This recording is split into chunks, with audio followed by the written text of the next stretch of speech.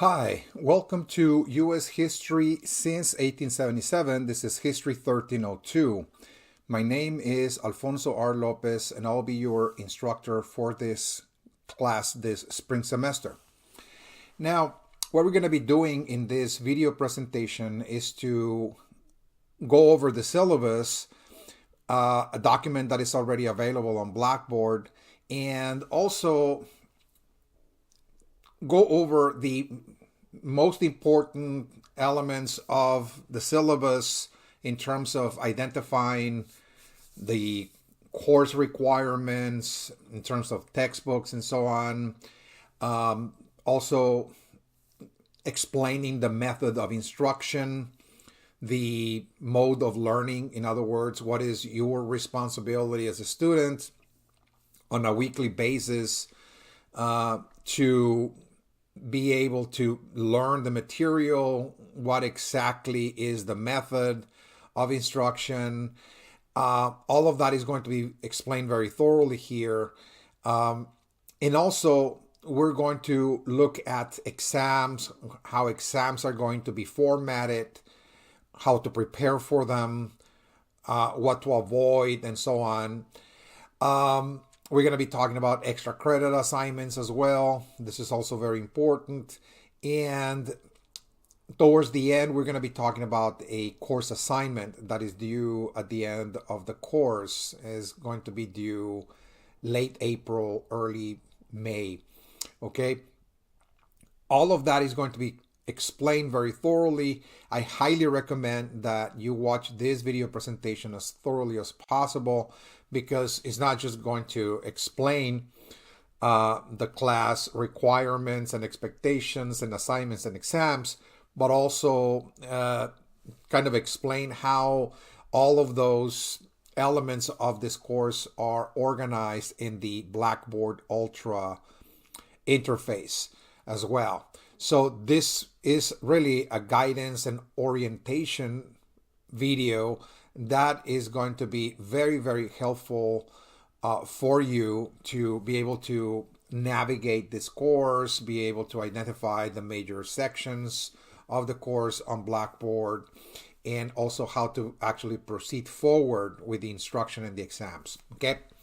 All right. So let us get started by looking at the Blackboard Ultra page. So let's move here towards our page. This is how it looks. It's a new format that was introduced last year, the summer of 2025.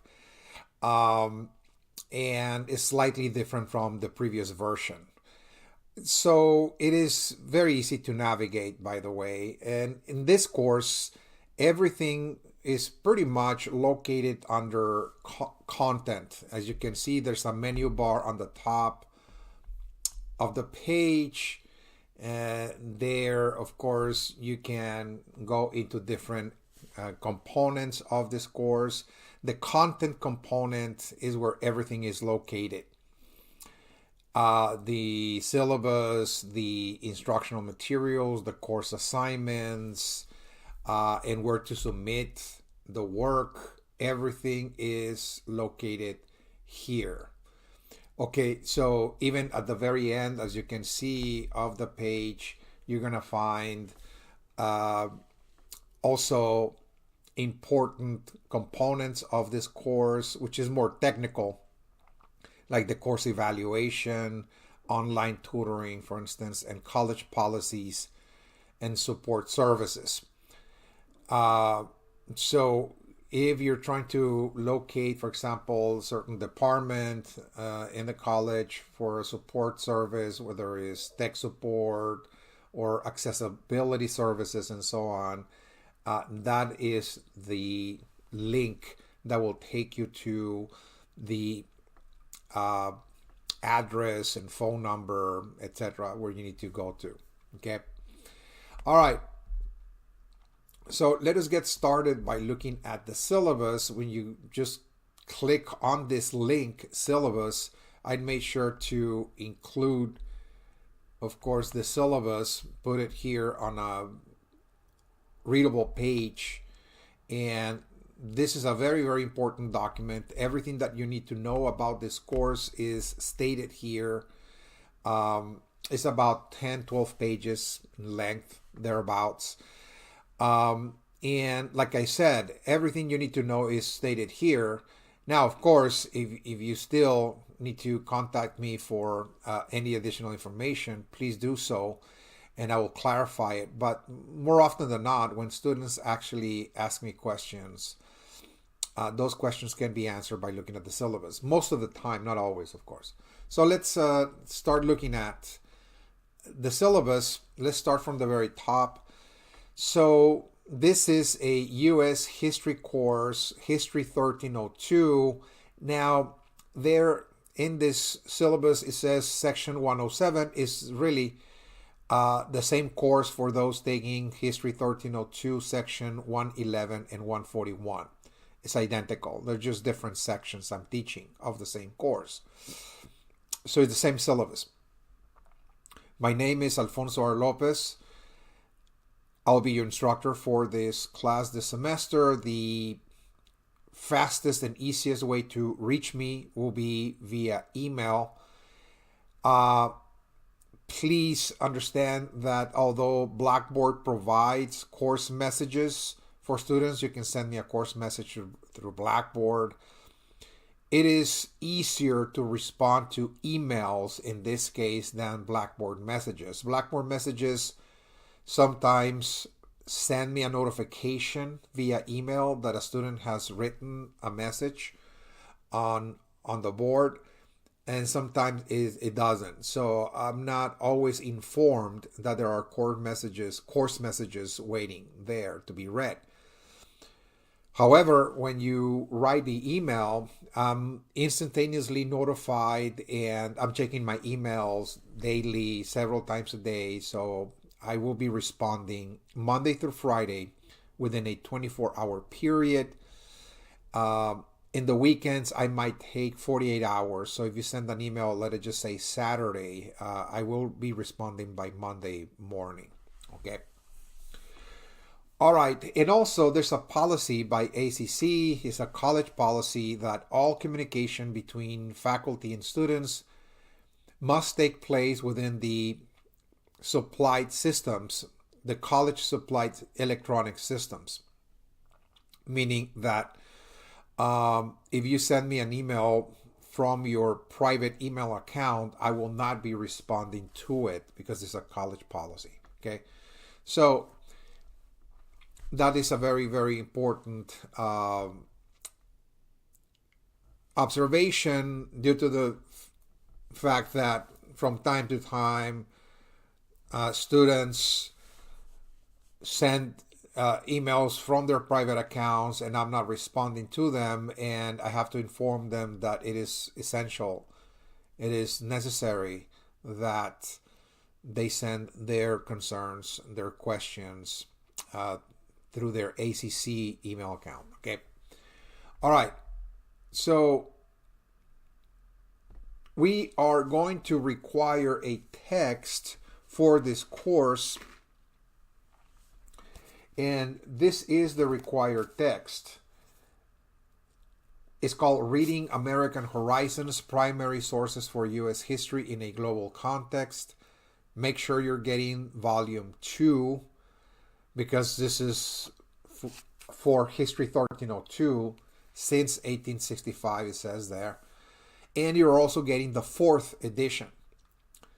So if you're wondering whether you're getting the right book or not, I've provided also the ISBN number, as you can see there, and that for sure is going to lead you to this particular text and the edition that we're going to be using. As you can see, this is not the standard textbook that is used in colleges and universities. This is more like the companion text of the actual textbook that we're not going to be using. And this companion is really just a collection of historical records and historical documents. It's not really a text that you can read from cover to cover that has a narrative and an analysis of events. but rather it's just a collection of very important documents, memoirs, letters, for instance, legislations that were written by important figures in U.S. history, correspondence, and so on. The reason why we're assigning this book to this class is because this book is going to be necessary for completing the assignment that is due at the end of the course. Okay, so I've designed an assignment in which I've selected a series of documents from here for you to read. They're very short reads, by the way, and you have to answer a series of questions on each one of those documents. So I will explain how this course assignment needs to be completed once we get into that section, but this is the reason why you need to purchase this book. Where to get it? Well, as far as I know, physical copies and I believe the digital copies are offered by the ACC bookstore at Highland Campus. So it is the Highland Campus that actually sells this book. I highly recommend to obtain this book as soon as possible because the ACC bookstores have a policy of returning unsold copies back to the vendor somewhere more or less at midpoint in the semester. So if you wait long enough, let it just say in late October or early November,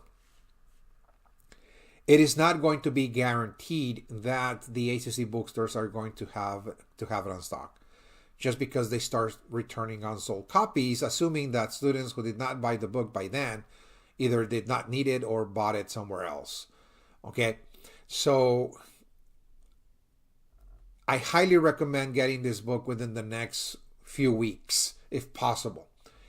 It's a very, very inexpensive investment in terms of textbooks for this course. New one, you can get it for less than $30, and used copies may be purchased for half of that price. Okay, so this is the only financial investment, okay, in this course in terms of textbooks. All right.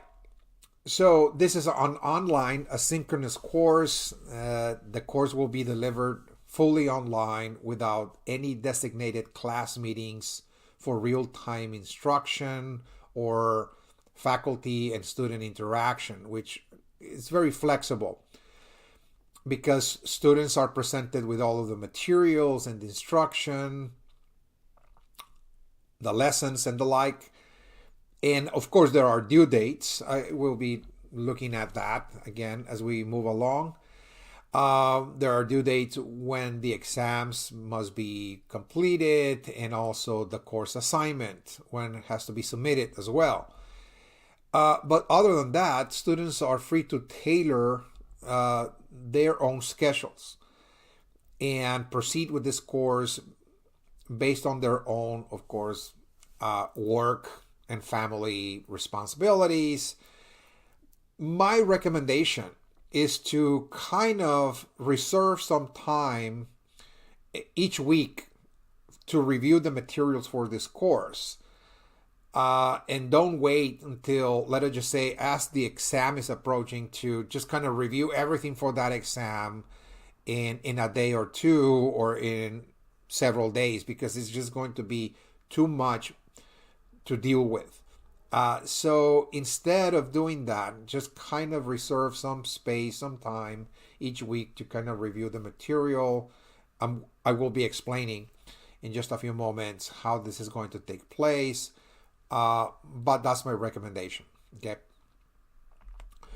All right. So the course description. This is the point in the course where we have to kind of describe what we're going to be covering, what the material is going to cover in terms of the historical topics or themes that must be covered in a U.S. History 1302 course. So This is history survey is one of the surveys that are required for all majors across the board in colleges and universities. Everybody must take, 2 parts of U.S. history, 1301, 1302. This is the second part, which covers pretty much U.S. history since 1877, which means U.S. history since the end of the Civil War and Reconstruction era all the way to the present. And this is a course that is going to cover not just political history. I know this is something that is very conventional, very traditional, just looking at politics, looking at statesmen and policymakers and presidents, and looking at laws and looking at elections and so on. But history is more than that. History also includes society, includes all groups of people, all kinds of different social classes, for example, ethnicities and nationalities, linguistic groups, cultural groups, etc. So this class is going to cover not only political history, but also cultural history, social history, looking at society, the different groupings, once again, the working class, the middle class, the industrialists, and so on, manufacturers, and the like, but also minorities, ethnicities that are considered minorities, like women, African Americans, Mexican Americans, Native Americans as well, and other groups. It's also going to look at economic history in terms of looking at, for example, the different economic systems that have transpired in U.S. history. It's mostly really capitalism, industrial capitalism, but industrial capitalism has gone through different mutations, if you will, different reforms and so on. So we have to look at how the American system, the capitalist system, has evolved over time. And also we're going to be looking at intellectual history. This is the history of ideas. This course is going to pay close attention at how people think as well, how people see the world around them. So we must therefore examine, for example, scientific thought, scientific discoveries, scientific revolutions that have changed and transformed the course of history. And of course, in the modern world, we are experiencing almost daily a kind of scientific revolution in a certain sense, in that our science is advancing and revolutionizing our knowledge of our understanding of nature and the cosmos as a whole. So this is something that we are also going to pay attention to. Intellectual history also look at other kinds of ideas, philosophical ideas, religious ideas. In other words, how people actually see themselves and the world and their relationship in the world, how they see reality, how they construct reality. This is something that we're going to be paying much attention in this course. Okay. Now, this course is going to organize U.S. history since 1877 into 3 main periods. And each period will be assessed very thoroughly by examining, for example, certain themes within that period that were very transformational in U.S. history. So the very first period of time we're going to be looking at is the late 19th century. And it was very transformational, by the way. The late 19th century gave us really the modern world.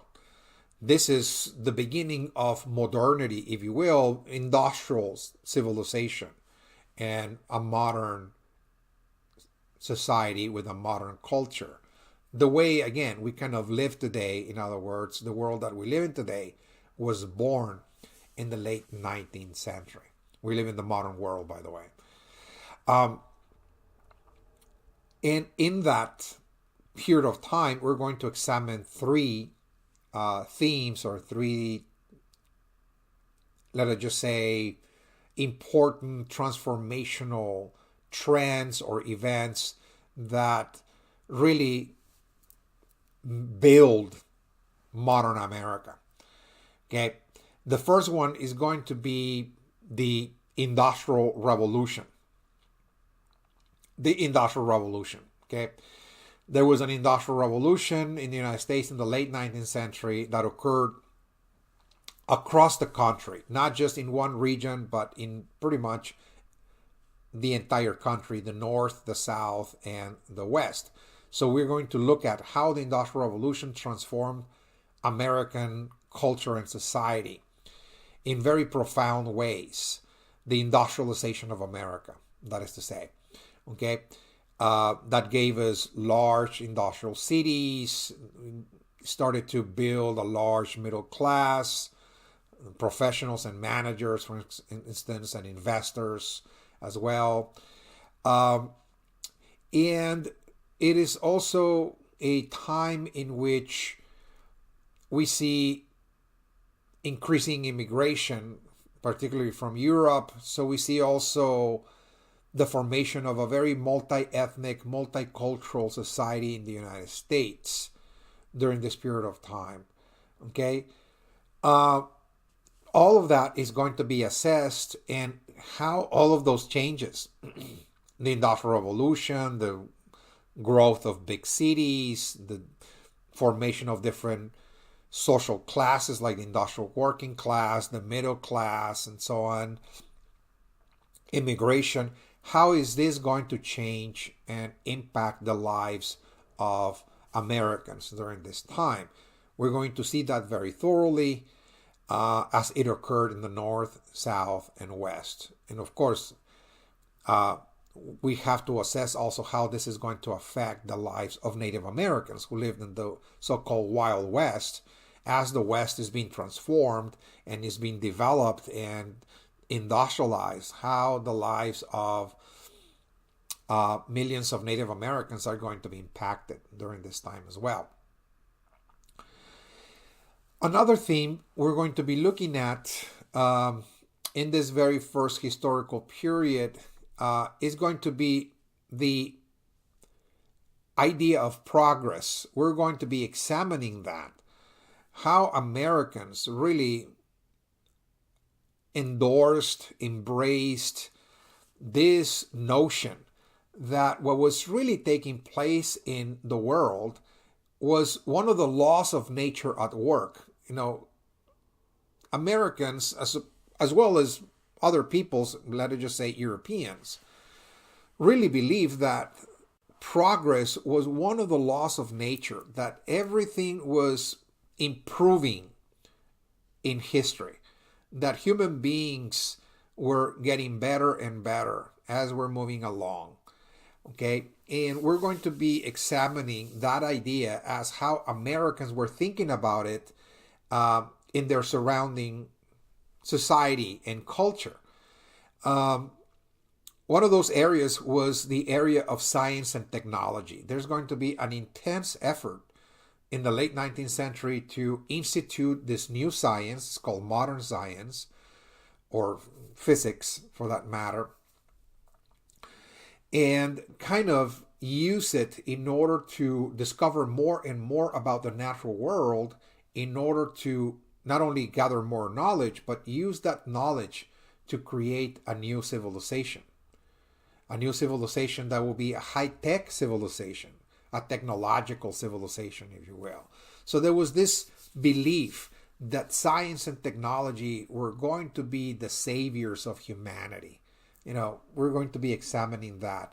You know, in that topic, the idea of progress also is going to be applied in the world of economics, how Americans began to think about economic progress and trying to improve their lives economically, work hard and save money and move into a business and so on. So there was this belief that, you know, life was about getting better and better economically as well. We're going to examine capitalism in this case.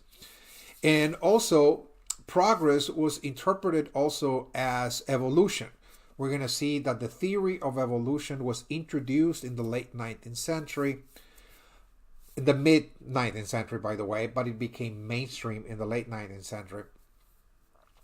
And in the United States, Americans are going to fully endorse, not everybody, of course, but it's going to become so popular, so mainstream, that large swaths, again, of Americans are going to embrace that idea, that life is evolving and that organisms in nature are improving and getting better and better, becoming more and more fit and strong, and more survivable.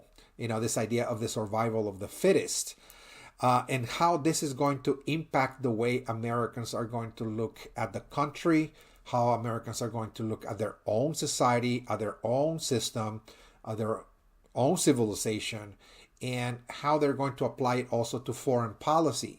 How this is going to be interpreted as a struggle of nations for survival, if you will. Okay, so again, all of that is going to be explained very thoroughly in this segment. The other topic we're going to be looking at in Building Modern America is the topic of expansion. I titled this topic, In Search of New Frontiers, Americans Moving Abroad. American entrepreneurs, investors, merchants, even missionaries were trying to export the American system, and they were trying to look for new opportunities for investment and capital accumulation as well. So this is an era where Americans were moving into Latin America, Mexico, Central America. They were moving into the Caribbean.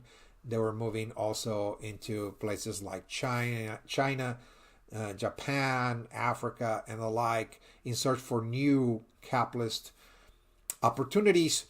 And also the idea of spreading the American ideals as well, of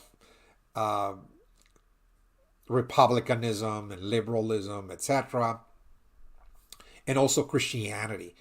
So this is a time of American expansionism that we're going to look at as well. Americans were trying to export capitalism, modernity, the ideas of the Industrial Revolution, the beliefs in progress, in science and technology, etc. Again, all of that will be assessed. The second historical period we're going to be looking at is called the Crisis of Modernity. The Crisis of Modernity is a historical period that stretched roughly from 1890 all the way to 1939. So it encompassed pretty much the early part of the 20th century. Okay, includes, of course, just the last decade of the 19th century. And this is a time when the United States, as it was modernizing, as it was industrializing, it was transforming its economy into an industrial capitalist economy and society, did so not necessarily without any problems or difficulties. In fact, it set off the Industrial Revolution, a series of problems for different groups of people that felt left out of the system. And we're going to see how the system started kind of shaking. There were internal tensions within the system, if you will, as people struggle to make ends meet, for instance, or to kind of compete in the economy, to try to advance in the economy. But also, this is a period of time when there was intense competition, not only within the United States, but also the industrialized powers of the world entered into this very intense rivalry on the world stage, setting off, of course, world conflict.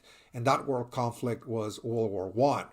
And that is that the most powerful industrial powers of the world were trying to scramble for natural resources and markets to feed their own capitalist economies And in doing so, they confronted themselves militarily on the world stage, producing a world war. Okay, that was a war among industrial powers, of course. This is also a time when the capitalist system crashed. In 1929, the capitalist system that governed a great portion of the world came crashing down in 1929 in what became known as the Great Depression of the 1930s. So this is what we're going to be assessing in this second historical period.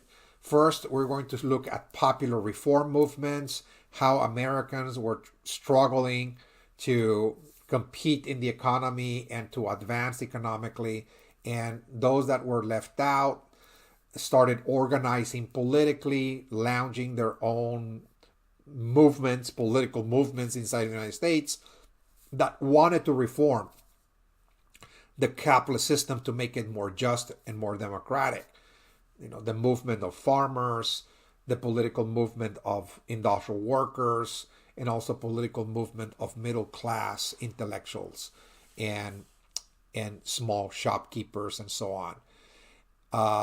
The progressives, as they were known. Again, this is something that we're going to see in the fourth topic. The fifth topic is going to look at the First World War. Again, that was a competition of industrial capitalist powers trying to seize certain strategic regions of the world to secure resources for their own economies. And the sixth topic is going to look at the Great Depression. Okay, how the United States was affected by the Great Depression and what were the efforts of the different presidential administrations that served during the Great Depression to try to lessen the effects of the Depression in terms of trying to address the problem of massive unemployment, for instance, and homelessness and the like, poverty, hunger, and the like, and how successful or lack thereof were those efforts. And all of that will be assessed. The last topic, or the last historical period, I should say, is going to be called the U.S. in the Age of Globalization. In the 20th century, we're going to see very, very clearly a world being transformed into a world that started growing, let us just say, metaphorically speaking, smaller and smaller. And the world coming together, if you will, becoming a little bit more integrated, if you will, by the rise of modern technology, for instance. Okay, so technology is advancing, is revolutionizing. Those are telecommunication systems, the telegraph, the telephone, television, for instance, is allowing people to communicate instantaneously around the world, creating a sense of community, if you will, globally. Transportation systems, something that started back in the 19th century with the railroad, and now in the 20th century with the automobile, the airplane, and the like, steamships. All of that is going to allow humans to travel faster and easier around the world, to engage in commerce and trade, etc., tourism. And this is also going to give humans a sense of a global integration or global community as well. Okay, so we're now living in a globalized world. It's more integrated through technology. And there's going to be increasing interactions among nations as well. Not all the interactions were commercial or economic. Some of those interactions were also military as well. There were rivalries and so on that are going to be played out in the global stage. The seventh topic is going to look at World War II. World War II, it was a sign that we're now living in a globalized world because technology had advanced so much that now most of the nations of the world were engaged in one way or another. in this global conflict. So we're going to be looking at that very closely. World War II can be seen as a continuation of the same rivalries and struggles of industrial powers that went to war in the First World War. Somewhat, again, we see kind of a replay of that, but it was more all-encompassing, if you will. World War II was far greater in scope in terms of countries, engaging militarily all over the planet, and this is going to have a more devastating, of course, outcome in terms of casualties as well, just because the technologies of war, in this case, had become more sophisticated than ever before. And so this is something that we're going to be looking at very closely in World War II. The eighth topic is going to look at the Cold War. The Cold War, it can be understood also as a competition between two world superpowers, the United States and the Soviet Union, in a globalized context, in a globalized world, in that those two world superpowers were competing to spread their own system around the world, convert, if you will, nations into their own ideology, into their own economic system. The United States towards capitalism, the Soviet Union towards communism. And in doing so, those two world superpowers were moving out into different areas of the world. Latin America, Africa, the Middle East, Asia were now, if you will, theaters of encounters between two world superpowers that were trying to spread their system again. So this is something that we're going to be looking at very closely in the Cold War. Last but not least, the last topic, the ninth topic, is going to deal with the civil rights movement and the countercultural revolution. In the United States, there was an effort to move away from certain core principles of American culture. The youth of the 1960s rejected, if you will, some core principles of American culture, such as materialism, for instance. They rejected the idea of competition, individualism, the idea of acquiring status for the sake of status. In other words, consumerism or consumption. All of those elements, which had become pretty much part and parcel of American culture, were rejected by that generation, and instead they were incorporating novel elements that they found more fulfilling, if you will. And many of those novel elements were coming from without. Once again, this is the era of globalization, and what was really going on is that because there was more information available in terms of books and documentaries, travel, tourism, if you will, that allow Americans to pay attention to the outside world, to other traditions, other philosophical worldviews, other different cultural systems and the like, Americans began to gravitate towards those novel and foreign elements, if you will, that they found more fulfilling. In many cases, those traditions that the American youth found more fulfilling were coming from, let us just say, the Far East. For example, Hinduism or yoga, Buddhism, and so on, is going to become very popular, in the United States during this time. And that was, of course, something that was expressed in the trends, in the cultural fashion, in the spiritual practices, and the formation of new communities in the United States, and also in art, like painting and music and the like. Okay, this is a time when there was also a push to reform the American political system to make it more democratic and egalitarian. That was the civil rights movement, a movement of minorities trying to gain legal equality in the United States, remove all kinds of obstacles and barriers that impeded them to participate in the political world, in voting, for example, in earning a fair wage or equal pay, to be treated fairly and equally at the workplace or in society, to end segregation, discrimination, and the like. Okay, all of that is going to be assessed at last in this topic. Okay, so this is what we're going to be looking at as we're going to, proceed with this course. Now, you might be asking, okay, so how are we going to be learning all of this material? There's a lot, again, that we're going to be covering in this course.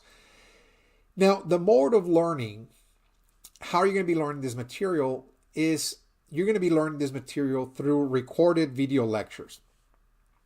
I recorded all of my lectures.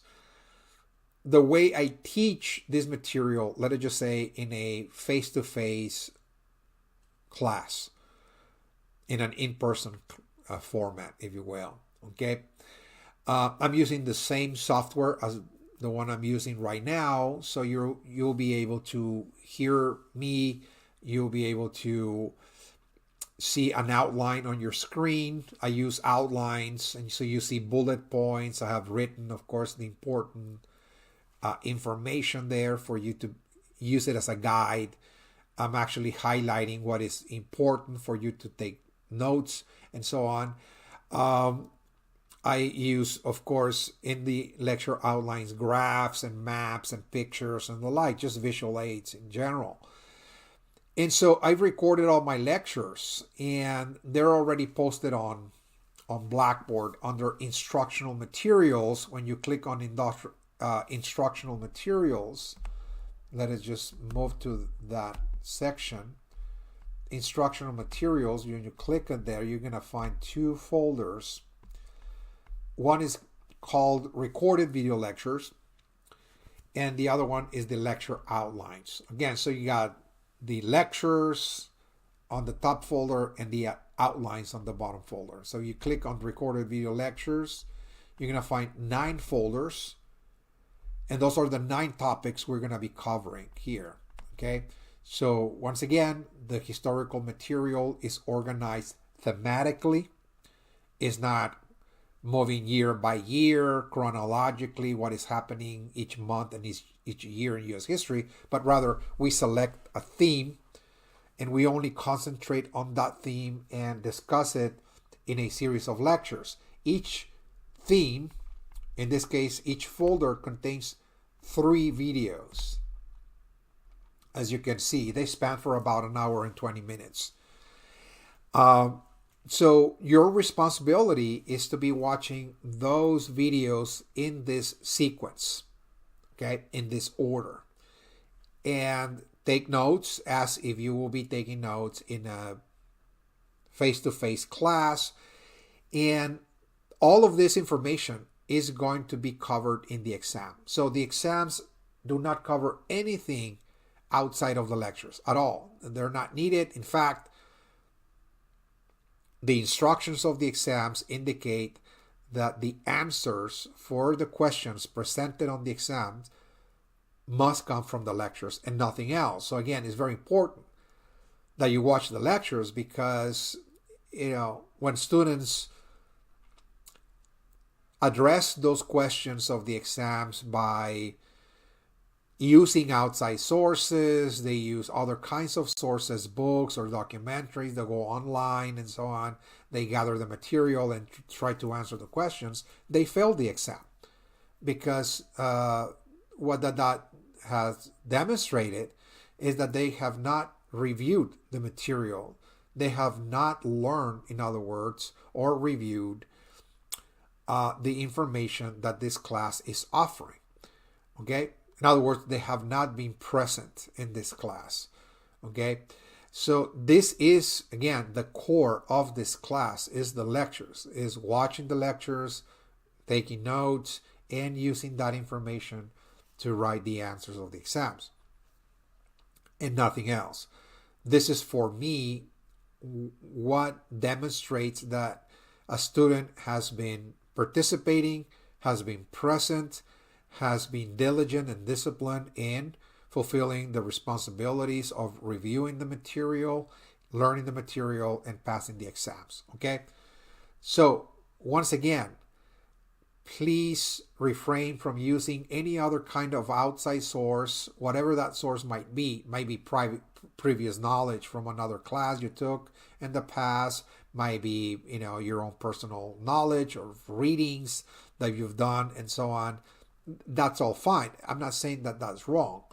I'm saying that now you're taking this course, and to pass this course, you have to demonstrate that you have learned and mastered the material that I'm presenting here, which is really an analysis. It's a very particular analysis of U.S. history that integrates many aspects of history. Once again, it's not only political, there's cultural, societal, there is economic, there is scientific knowledge, so on, that I'm presenting here.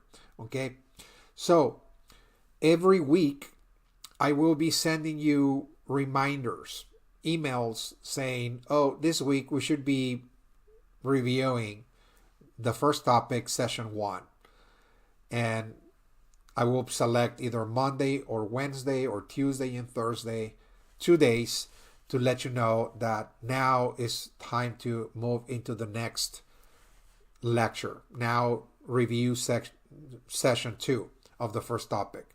Okay, so every week I'm just reminding you. Of course, you can review this material in your own time, in your own schedule, but for sure, please try to review the material each week. Try to review 2 videos per week. Again, this is my best recommendation. Okay, my responsibility is to remind you, each week where we are, and it is going to give you a very, very good time frame, organizing, if you will, your time to avoid accumulating so many videos as we approach the exam. Like, oh wow, I forgot to watch a series of videos in the past. Now I'm gonna have to watch everything this week again. So instead, just try to move across the weeks by reviewing 2 videos. Okay. All right, so this is, again, the table of contents, if you will, how this class is organized, the historical periods, and the historical themes or topics that we examine. Those are the folders that, we just saw, again, under instructional materials. Once we cover 3 themes or topics, we have 1 exam. Okay, so we're going to have 3 exams for this course, as you can see. And the exams are going to cover exclusively the ideas, the events, the analysis presented in the lectures for those topics. So let's look at the exams rather quickly here. There are 3 exams for this course. Each is worth 25%. And the format of the exam, as I explained a moment ago, is that it's going to present some questions for you to answer based on the lectures. So just to give you an example, if we can just go back, let it just say, and look at just 1 example. The first exam, let it just say.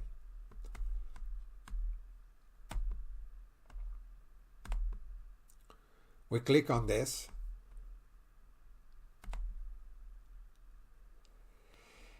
And what it is not really an exam that is timed to take place on a specific day and time, but rather is more like a writing assignment. I'm giving you roughly about, let's just say, 5 weeks to work on it. As you're moving along the semester and you're watching the lectures and taking notes, you have the exam at your disposal and you can start working on it at any time.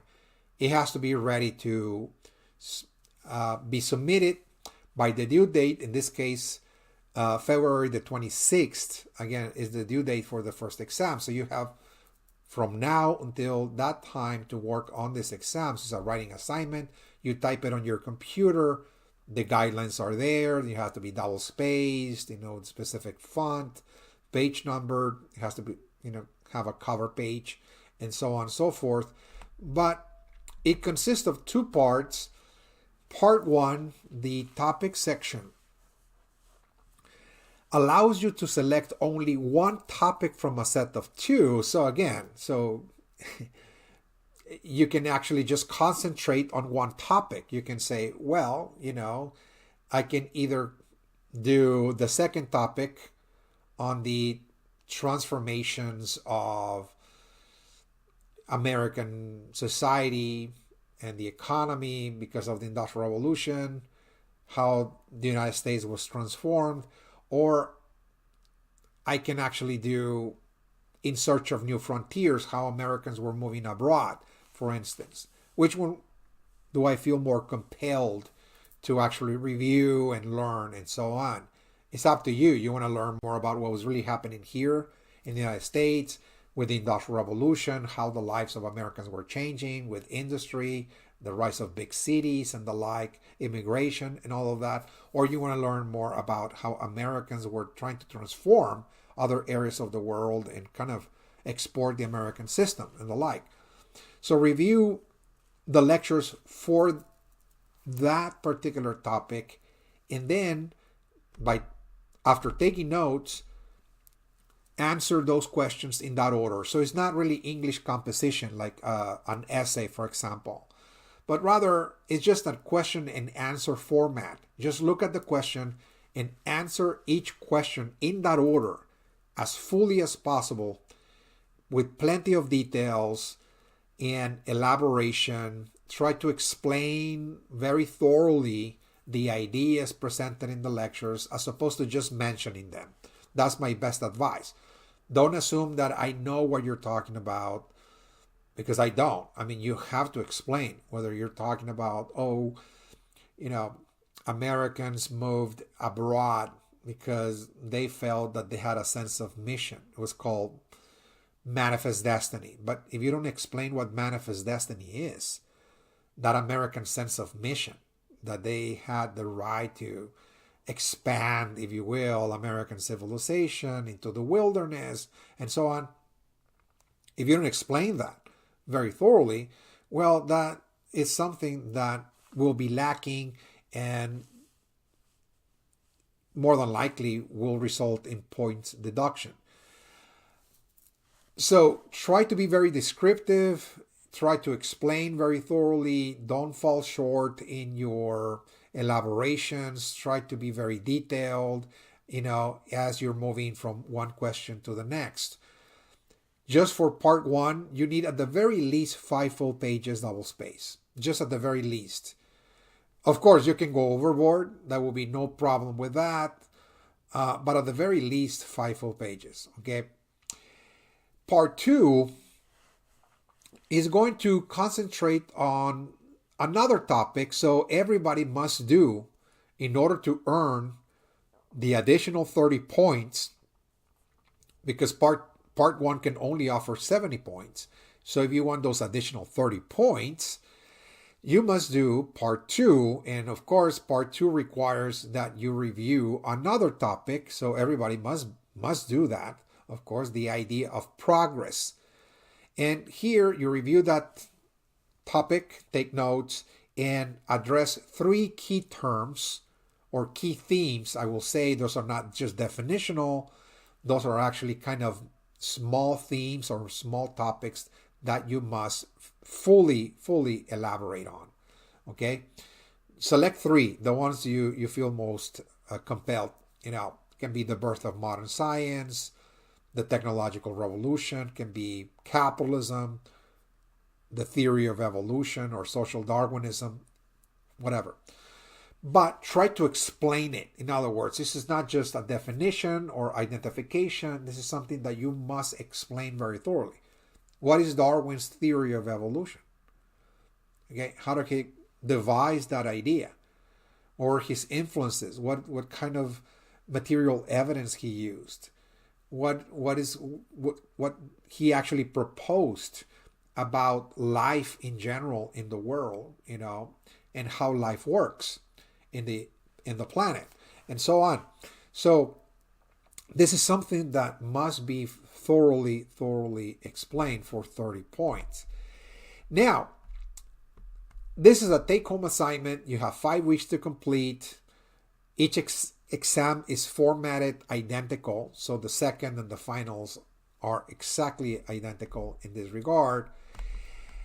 However, like I said, there is, of course, a criteria that must be met, for that exam. It's a take-home exam in which, of course, you can use your notes, obviously, of course.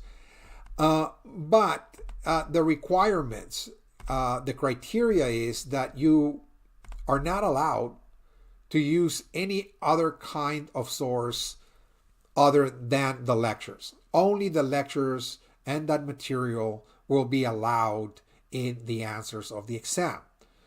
Okay? Any other kind of source will result in the disqualification of the work. Which brings us to the course policy on AI and internet sources. Again, the internet offers a lot of sources that students can feel very tempted to use, of course, instead of reviewing the lectures. Well, I'm just going to go online and, get the sources, get the information. And also, there's now a new technology in which, there's software, there's applications, there's now AI, ChatGPT, and so on, that students can use in order to actually write the answers. In other words, that now the computer, the software, the applications can do all the work for you instead of you doing the work. So that's why the use of any of this kind of new technology for this course is totally prohibited, okay? Because it will defeat the purpose of actually taking this course in order to help you understand not only history, but to develop your critical thinking skills, your reading skills, your reading comprehension, and your writing skills. You're supposed to develop that.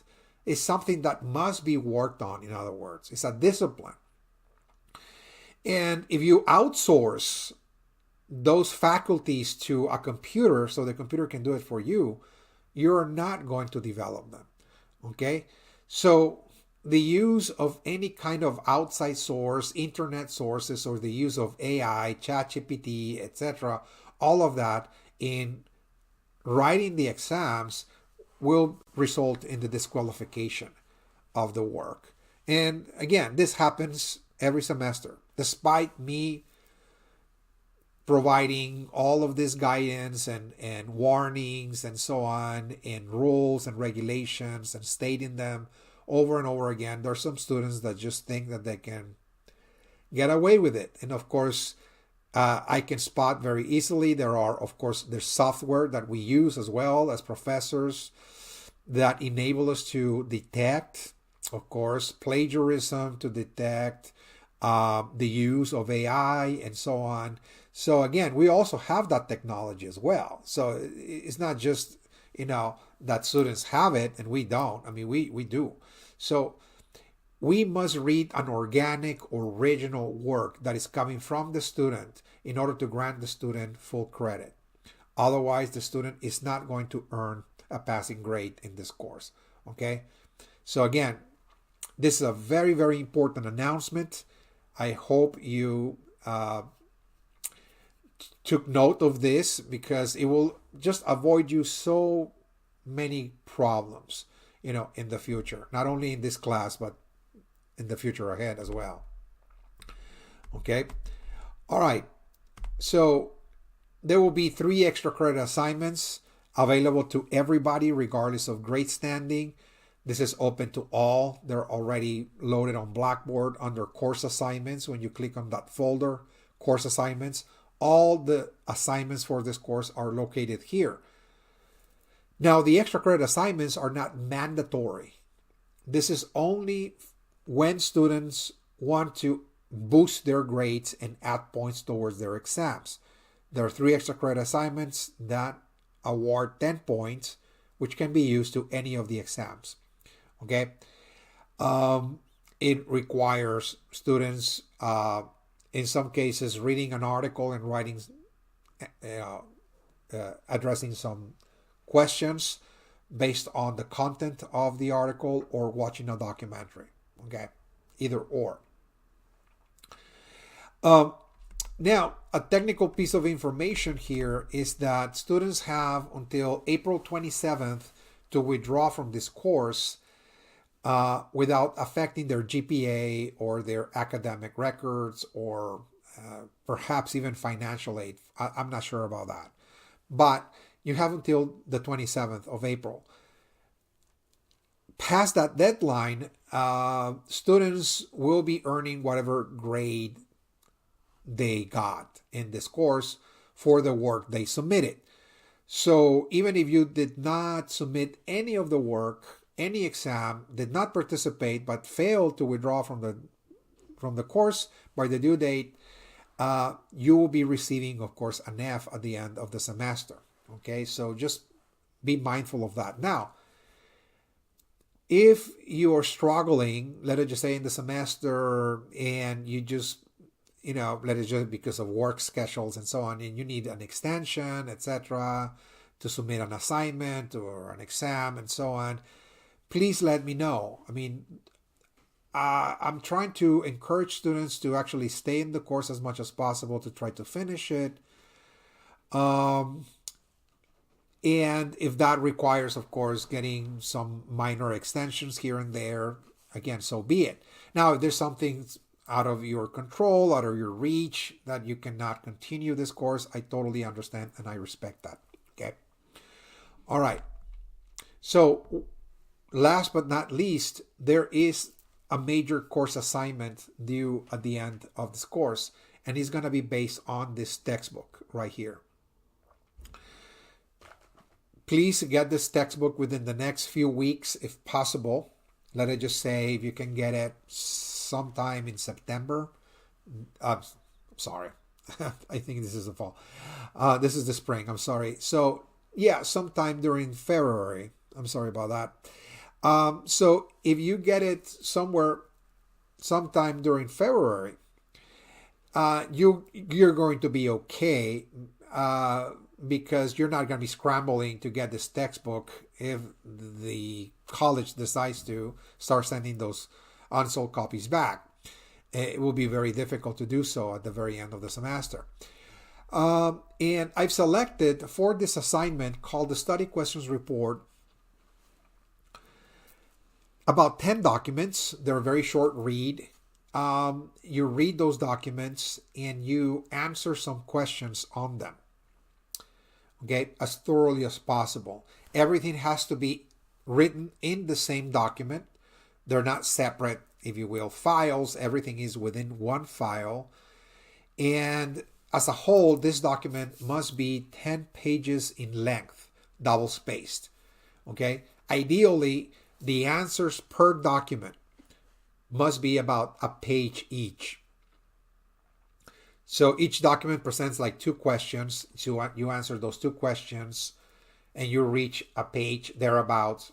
You move into the next one and so on and so forth. Please indicate which document you're working on. In other words, write the title of the document on top and also a question and answer format, which question you're addressing and so on. So please state the question, first, one by one. Okay. Include a cover page, page numbers, and so on and so forth. And altogether, save it under a Word document or PDF file, if you will, and submit it by the due date. This is due April 23rd. Okay, pretty much towards the end of the semester, more or less. Okay. It tells you here, the chapter number, the page number, the document, and the questions. So here you have all the information, all the guidance, all the instructions for carrying out this report. Okay, and it's 25% of your final grade, just like the exams. Okay, just like the exams. So that means there are 4 major grades in this course. Each component is worth 25%. The 3 exams and the report, each is worth 25% of the final grade. Of course, if you factor in extra credit assignments, that can add, of course, more weight to the exams. And also, I want to clarify here that I also take into account effort and progress. Okay. At the end of the semester, when I'm calculating grades, I'm actually assessing the progress or lack thereof of each student. So if I'm seeing that, look, from the first to the second to the final exam, the student was advancing, was progressing from a 75, went to an 84, and then a 91. Okay, I see betterment, I see improvement. And the student submitted, let us just say, 1 extra credit assignment. And it just so happened that at the end of the day, the student ended up with an 89 or 88.75 grade average. Well, that has to be rewarded. Again, the student was really, improving, progressing, getting better. There was really a commitment there. Extra work and so on was submitted. So I'll give you, again, the final push to the A. If I see those factors present, I will put them into the equation again. All right, so important calendar dates.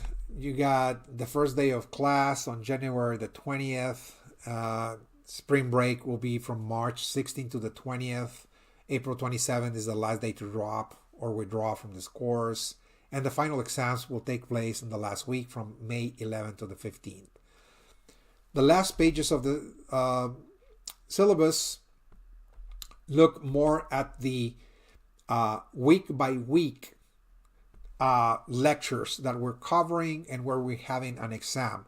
February the 26th, we have 1 exam. Then we have another one on April the 9th. And then we have another one on April 23rd. We have the study questions report due date. And then May 14th, we have the final exam due. Okay. I mean, this is just a tentative, of course, week by week schedule, what we're covering. And for the due dates, I will be sending you reminders. For example, if we're approaching the deadline for the first exam, about a week or so, maybe 5 days before the due date, I will be sending you a reminder. In other words, hey, the first exam is due on this date. Okay, just be mindful and so on. So I will be sending you those reminders as we move along. I hope this video presentation was very helpful in providing all of the guidance, all of the information that you needed to know for this course, identifying, of course, the major components of Blackboard, which is very easy, again, to identify. You got, of course, the syllabus, the instructional materials here, the course assignments. It has all the assignments for this course under course assignments, as you can see here, and the work must be submitted here, as you can see in this,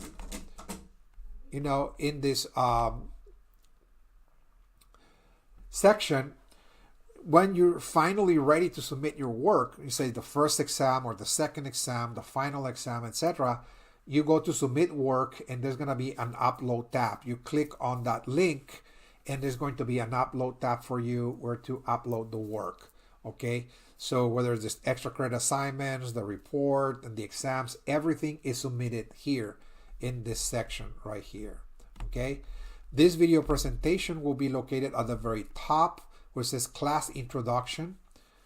Okay, it will be ready to review by Monday. I will be uploading it, and I will be sending you an email announcement saying, oh, you got now a video presentation, is ready to review, and that will be done again on the first day of class on Monday, okay, when we start the semester. Okay, this is all I have for you. Once again, my name is Alfonso R. Lopez. I'll be your instructor for this course this spring semester. If you have any questions or comments, please let me know. Send me an email, and I'll be responding immediately, as we stated. Okay, I'll see you then in the first announcement coming up on Monday when the video is ready to review. Thank you.